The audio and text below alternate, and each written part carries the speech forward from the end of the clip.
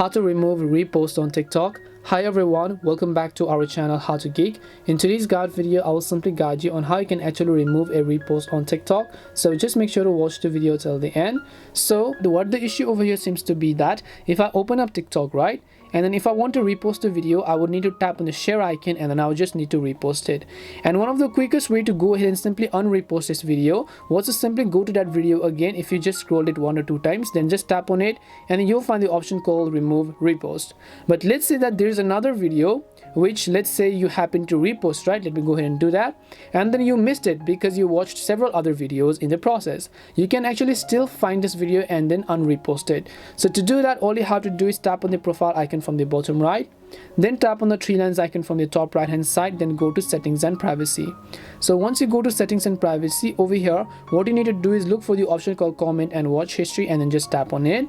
Here just go to the watch history tab, and then right over here you'll be able to find the videos that you've watched. So basically you need to locate the video that you just reposted, and to remove the repost just tap on the share icon, and then here you'll find the option called remove repost. Just tap on it and that repost is going to be removed successfully. So even if you missed it, go to your watch history, you'll still find that video and then just unrepost it in that way.